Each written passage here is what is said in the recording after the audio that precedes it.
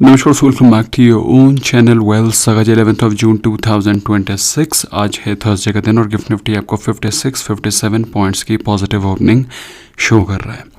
Asian markets के बारे में बात रहे हैं तो मिक्स क्यूज दिखाई पड़ रहे हैं। Nikkei 89 points down and Dow Jones का फ्यूचर 111 पॉइंट्स पॉजिटिव ट्रेड कर रहा है।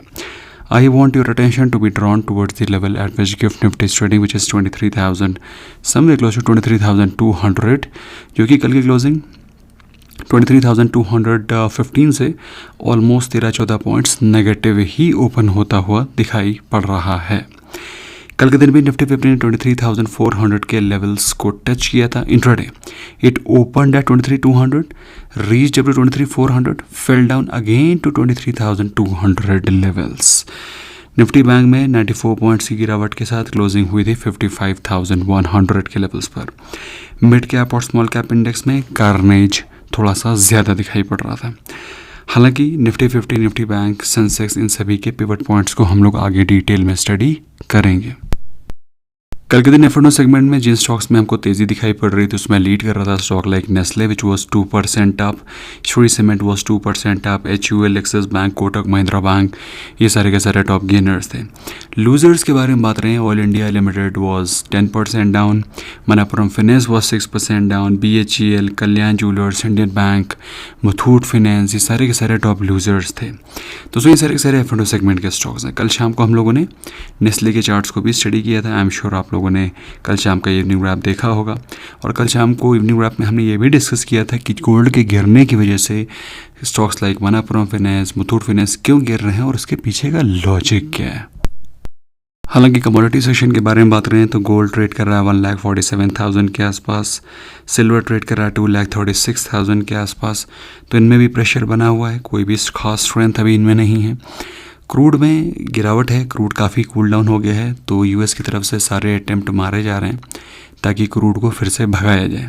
कल के दिन उन्होंने फिर से स्टेटमेंट दिया है ट्रम्प साहब ने कि ईरान के ऊपर फ्रेश अटैक किए जाएंगे और उसकी वजह से क्रूड के प्राइसेस हो सकता है आज के दिन आपको बढ़ते हुए दिखाई पड़े। वहीं इंडियन रुपी के बारे में बात करें तो इंडियन रुपी में कल के दिन हमको माइल्ड सी स्ट्रेंथ दिखाई पड़ रही थी। माइल्ड सी स्ट्रेंथ थी अगेंस्ट डॉलर, माइल्ड सी स्ट्रेंथ थी against euro, great Britain pound and Japanese येन। फिलहाल इंपॉर्टेंट लेवल्स के बारे में बात करें तो निफ्टी 50 में 27 पॉइंट्स की गिरावट थी। कल के दिन क्लोजिंग हुई थी 23,214 पे। इंपॉर्टेंट सपोर्ट लेवल अभी भी 23,000 बना हुआ है, इस लेवल को ब्रीच नहीं कर पा रहा है market, but it's a very very crucial level. अगर ब्रीच कर जाता है तो फिर कहानी बहुत ज़्यादा गंभीर हो जाएगी। सिमिलरली अगर हम लोग बात करें निफ्टी बैंक के बारे में तो निफ्टी बैंक के लिए जो इंपॉर्टेंट सपोर्ट लेवल है वो 55,000 है। तो 55,000 ब्रीच करने के बाद जो नेक्स्ट सपोर्ट है वो है 54,450। ऊपर के लेवल के रेजिस्टेंस के बारे में बात करें 55,400, 56,000 ये रेजिस्टेंसेस हैं। सिमिलरली सेंसेक्स के बारे में बात करें तो लास्ट ट्रेडिंग सेशन में 64 पॉइंट्स की तेज़ी के साथ क्लोजिंग हुई थी 74,000 के नीचे। Important level, important support level 73,000 है। रेजिस्टेंस 74,650 के आसपास बना है। ज़्यादा पिवट लेवल्स में मूवमेंट नहीं है, थोड़ा मोड़ा ही मूवमेंट आपको दिखाई पड़ रहा है क्योंकि जस्ट वन सेकेंड क्योंकि ज़्यादा मूवमेंट ही नहीं है मार्केट में, इसलिए अगर आप देखेंगे पिवट पॉइंट्स बिल्कुल क्लोज में आते चले जा रहे हैं। FI से कल के दिन सेलिंग करी थी 2125 करोड़ की, DIs की तरफ से बाइंग थी 3124 करोड़ वर्थ ऑफ स्टॉक्स की। पुट कॉल रेशो के बारे में बात रहे हैं तो पुट कॉल रेशो 1.06 से 0.93 पहुंच गया है। विक्स भी थोड़ा सा माइल्ड से बढ़ा है, मतलब 1% भी नहीं बढ़ा है, तो 5.57 से 5.63 पहुंच गया है।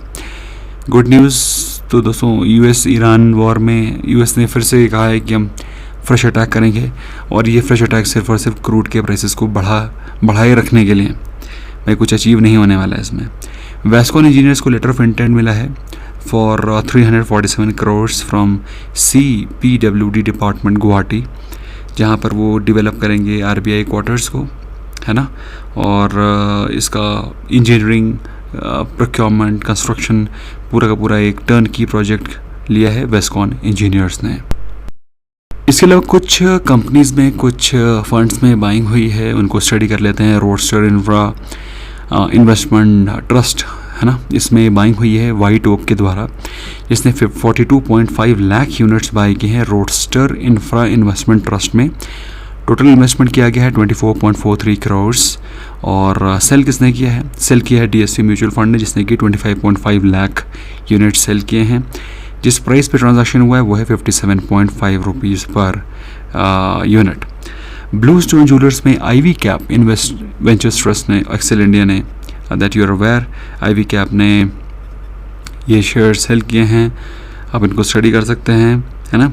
CMR ग्रीन टेक में गोल्डमैन सैक्स ने 19.41 लाख शेयर्स बाय किए हैं।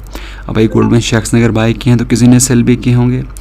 तो अगर आप देखें किसने किसने बाय किया है, तो वाइट ओक कैपिटल ने 42.5 lakh unit cell.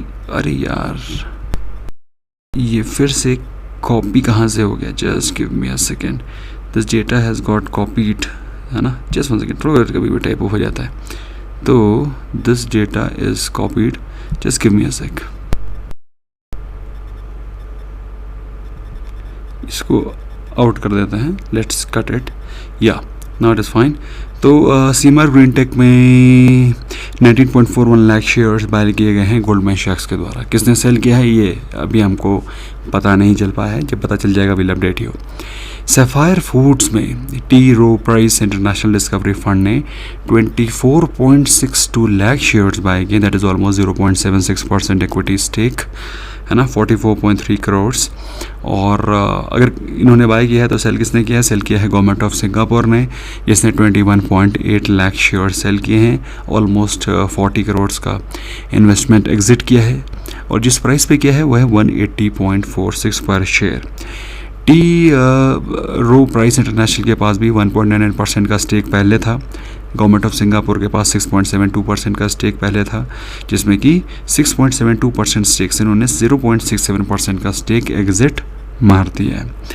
Bad news में मीशो में न्यूज़ है, फिडेलिटी इन्वेस्टमेंट ने 988 करोड़ के शेयर्स मीशो से सेल किए हैं, और छोटे मोटी क्वांटिटी नहीं, 2.59 करोड़ शेयर सेल किए गए हैं मीशो में, है ना। टोटल इन्वेस्टमेंट अगर आप देखें जिस प्राइस पे निकाला गया है वो है 165.18 रुपीज़ पर शेयर, ठीक है। इसके अलावा अगर आप देखें तो फिर उनके पास होल्डिंग कितनी थी, तो ये फिडेलिटी इन्वेस्टमेंट के पास 1.13% का इक्विटी स्टेक था, 5.15 करोड़ इक्विटी शेयर्स।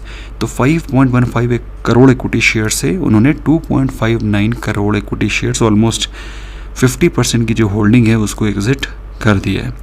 इसके अलावा लेंसकार्ट में भी दोस्तों, अगर आपको याद नहीं है, आपको याद दिला देना चाहते हैं कि लेंसकार्ट में रिसेंटली सॉफ्ट बैंक ने ऑलमोस्ट 2.5% का स्टेक सेल किया था, if you remember. If you do not remember, do not worry, I have made you recollect. तो लेंसकार्ट में प्लैटिनम जैस्मिन ट्रस्ट ने 4 करोड़ शेयर्स को सेल करने का प्लान किया है, जो कि करीब करीब 2.3% का इक्विटी स्टेक होगा, okay.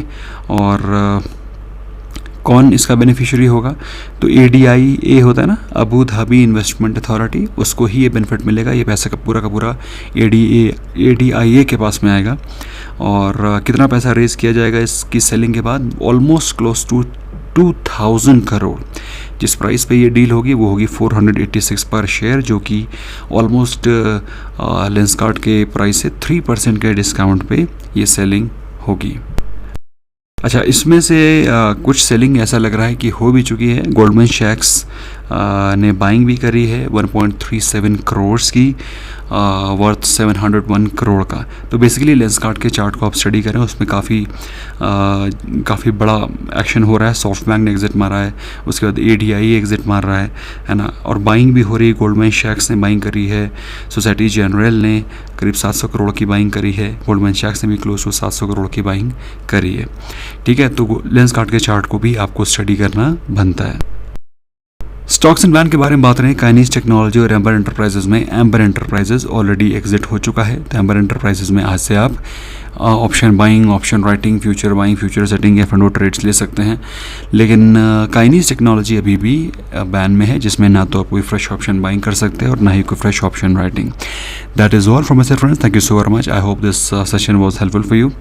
If you want to join us, links are in description. You can open free of cost Demat account and you can be part of our family for lifetime, and that too absolutely free of cost. See you there. Bye bye for now.